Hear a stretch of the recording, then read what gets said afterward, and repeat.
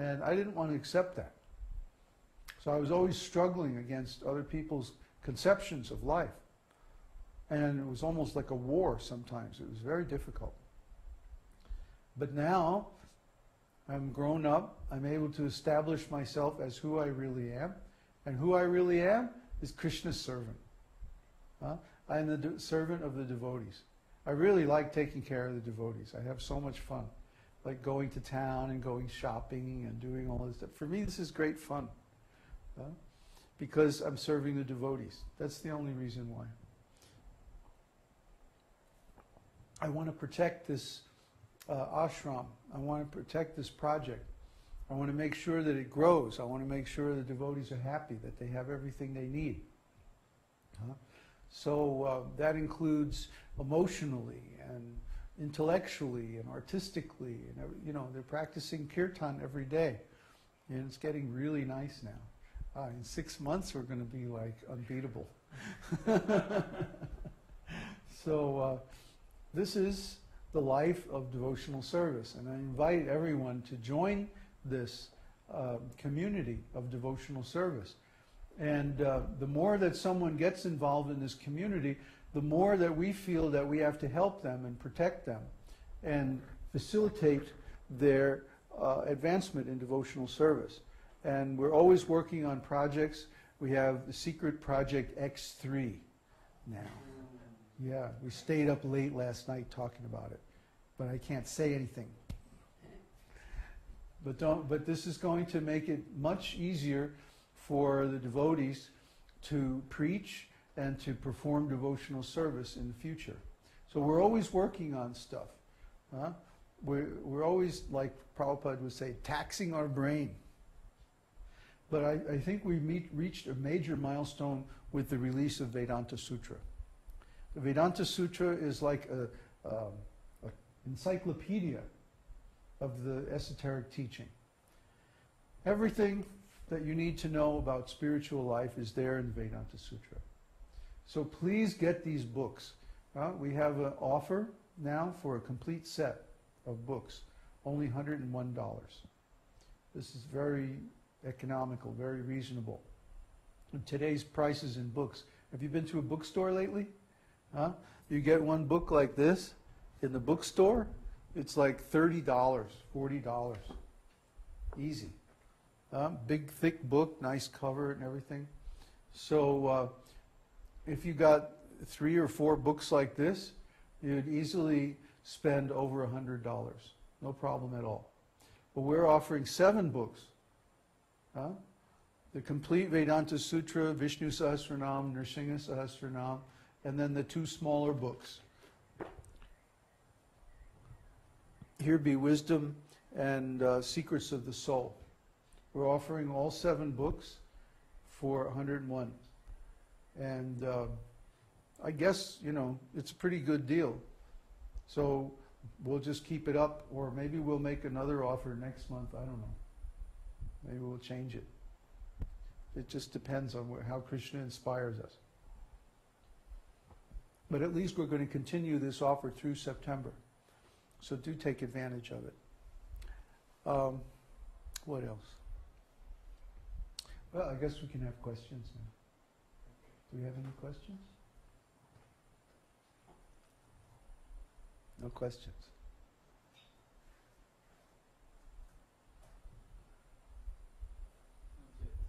No questions. Okay.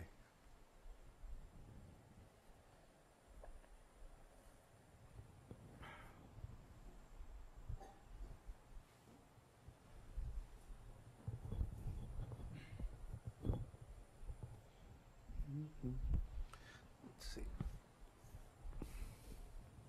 This is 3 and 4. No, this is 1. It's the thickest. From Carl. Carl who? Carl. Huh? I don't know. Carl, you mean the last name? Yeah. Is it Carl Tuck?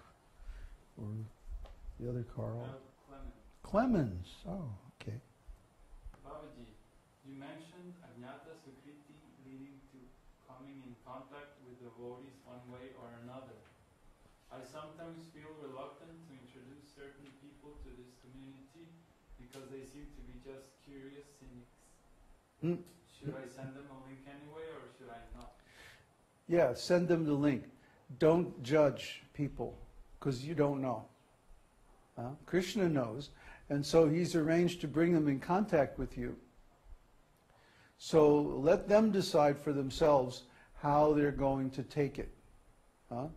If we decide, oh, this person is insincere, or this person's a rascal, I mean, everybody was a rascal once. We were all rascals. Well, we're working on it, though. Fixing the rascalness. But who is to say who is worthy of devotional service and who isn't? Actually, every living entity is related to Krishna.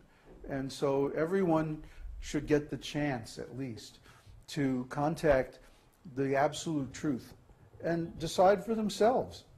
Let them make up their own minds. If you make up the decision for them, maybe Krishna has another idea. Of course, then he'll just arrange something else, some other way for them to get in touch. So whether they come through you or through somebody else, if they're supposed to, by means of their agyata sukriti, if they're supposed to contact devotees, then they will. So if someone contacts through us and then they become a great devotee, we get the credit. You see? That's why, unless somebody is actually offensive, we always answer their questions on the forum. Because we don't discriminate between different types of people. As long as they are approaching Krishna in a favorable manner. That's the definition of devotional service, according to Rupa Goswami. He says, those who think of Krishna and do service to Krishna in a positive mood. This is the definition of bhakti. So as long as they're in a positive mood, we don't care how rascal they are, because we were all rascals. And by association with devotees, somehow we got pulled out of sinful activities and stuff like that. But who knows who's going to be... Sometimes the most unlikely people become really nice devotees. I remember one devotee in Miami when I first joined ISKCON. Everybody thought that he was just like least likely to succeed in devotional service. And then I went off with Vishnu John's party, and I didn't see this devotee for like 10 years or 12 years. And then I ran into him in Vrindavan, India, later on in the 80s. And he had become such a nice devotee. I mean, really advanced, really sober, humble, learned. I mean, he had all good qualities. But when he first joined, he was a mess.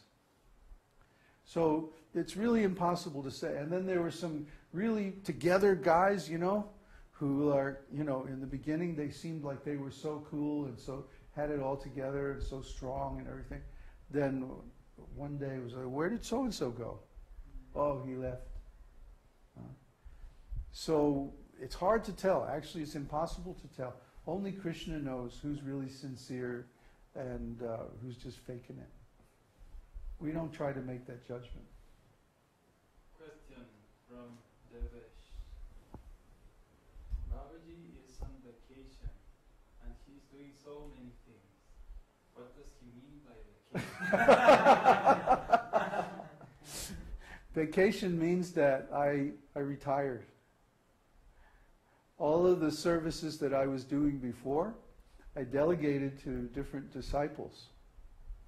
And now I'm doing something complete. I'm creating the future. See, that's my job actually, is to create the future and to guide our community to success by some route that has never been traveled before.